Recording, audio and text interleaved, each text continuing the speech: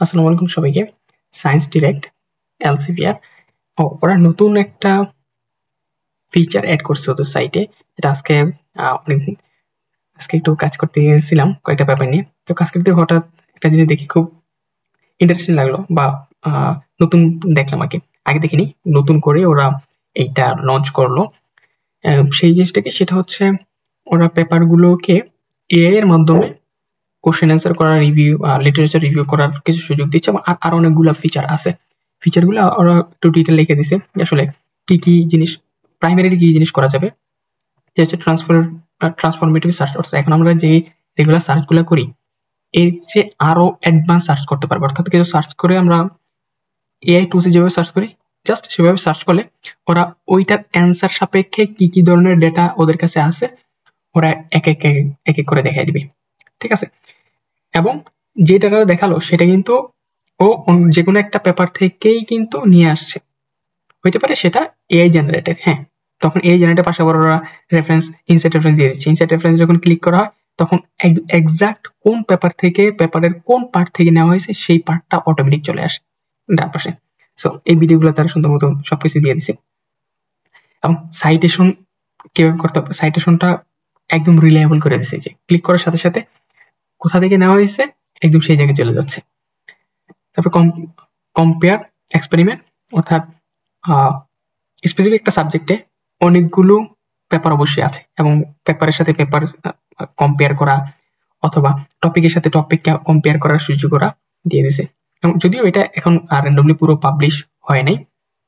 তারপর reading assessment হচ্ছে আপনি একটা পেপার পড়ছেন এবং একদম ডান পাশে ওদের একটা ফিচার কাজ করবে, একটা চ্যাটবট কাজ করবে। আপনি চ্যাটে যা যা লিখবেন অটোমেটিক সেই জিনিসগুলো আসতে থাকবে এবং স্পেসিফিক পেপারে যা যা জিনিস আছে আপনাকে সেটার অ্যান্সার গুলা দিতে থাকবে।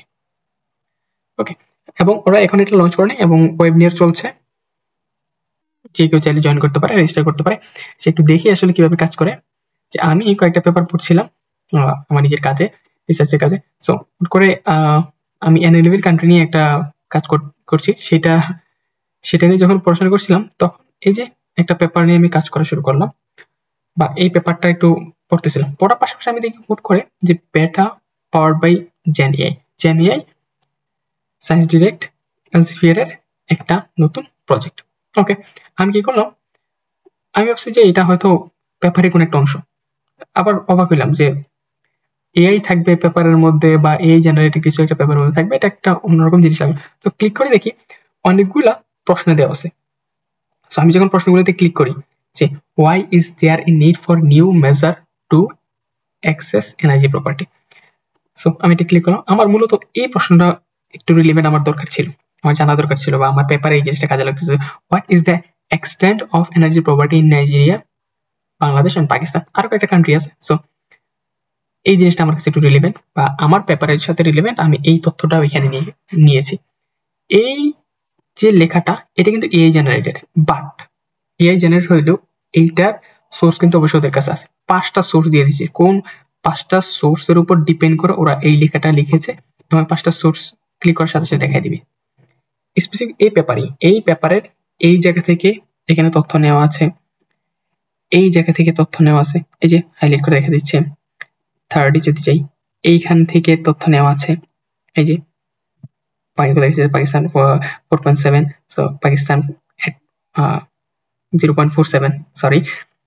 এবং এটাতে ক্লিক করে দেখা দিচ্ছে আসলে এইসব জায়গা থেকে কিন্তু ওরা তথ্যগুলা নিয়ে কাজটা করেছে। খুব ইন্টারেস্টিং সেটা। আরো কয়েকটা প্রশ্ন আছে। তো এইটা সব পেপারের জন্য এখন পর্যন্ত চালু হয় নাই। যতটা দেখলাম যে 25 সালের কোনো পেপারের জন্য দেখলাম না, আমি অনেকগুলো ট্রাই করলাম। 25 সালের পেপারের জন্য একটু এরকম পাইনি, আসে নাই এখন পর্যন্ত। যেহেতু এটা একদমই বেটা, মাত্র শুরু করেছে ওরা। আর বিশেষ করে 22, 23, 24 সালের কয়েকটা পেপার আমি দেখলাম, সেগুলোতে চলে আসছে। 24 সালের কিছু পেপারে চলে আসছে। যেমন এই যে আরেকটা পেপার দেখছিলাম, সো এটাতে ক্লিক করলে আমার অনেকগুলো প্রশ্ন চলে আসছে। ওকে, why is there a need for new measurement of excess energy property, so এটাতে যদি আমি ক্লিক করি এবং ওরা সোর্স দিয়ে দিচ্ছে আমাকে, এই সোর্স থেকে ওরা নিয়েছে। এটাতে ক্লিক করলে সোর্স দিয়ে দিচ্ছে কোন সোর্স থেকে নিয়েছে। সো একদম ইজি। আবার আরেকটা ব্যাপারে দেখি, এইটাতেও সেম।